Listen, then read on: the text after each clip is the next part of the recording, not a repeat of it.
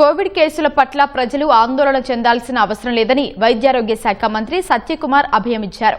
రాష్ట్రంలో 13 కేసులు నమోదయ్యాయని వెల్లడించారు. కోవిడ్పై నిరంతరం పర్యవేక్షిస్తున్నామని తెలిపారు. నమూనాలను జీనోమ్ సీక్వెన్సింగ్ కోసం పుణేలోని ప్రయోగశాలకు పంపామని చెప్పారు. ప్రమాదకర పరిస్థితులు లేకున్నా అన్ని ముందస్తు జాగ్రత్తలు తీసుకుంటున్నామని మంత్రి వివరించారు.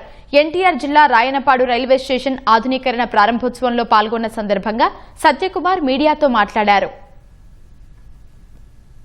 భయభ్రాంతులు గురి కావాల్సిన ఏ అవసరం లేదు. ఎందుకంటే కోవిడ్ సంబంధించి ఇన్హెరెంట్గా ఉంటుంది.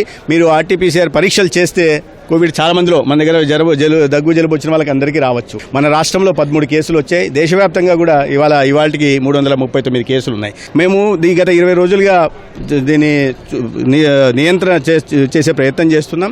అదేవిధంగా నిరంతరం పర్యవేక్షిస్తున్నాం. ఎక్కడన్నా వస్తే వెంటనే దాన్ని ట్రేసింగ్ చేయడం, వాటిని మళ్ళీ ఐసోలేషన్ వార్డులో పెట్టడం లేదా హోమ్ ఐసోలేషన్లో పెట్టడం.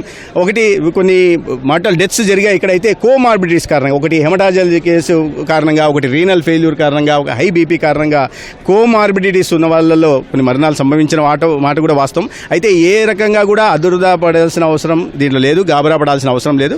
నిరంతరం ఇక్కడ వస్తున్న కేసులను కూడా కేంద్ర ప్రభుత్వానికి ఐసీఎంఆర్కు తెలియజేయడం జరుగుతుంది. అయితే జీనోమ్ సీక్వెన్సింగ్ కూడా ఇది ఎటువంటి ప్రమాదకరమైన వేరియంట్ కాదు. అయినప్పటికీ కూడా ముందు జాగ్రత్తగా జీనోమ్ సీక్వెన్సింగ్ కోసం పూణే వైరాలజీ ల్యాబ్కి కూడా శాంపిల్స్ పంపడం జరిగింది.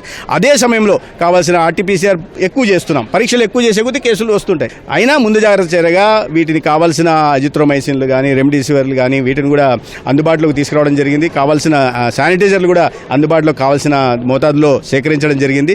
ప్రతి జీజీహెచ్లో కూడా 10 ఐసోలేషన్ వార్డులు కూడా పెట్టాం. అంత అవసరం రాలేదు. కానీ వీటిని మరీ ఎక్కువగా పోతే ప్రజల్లో ఆదుర్దా పడి భయపడి ఆందోళన చెందే అవకాశం ఉంది. ఆందోళన చెందాల్సిన అవసరం లేదు.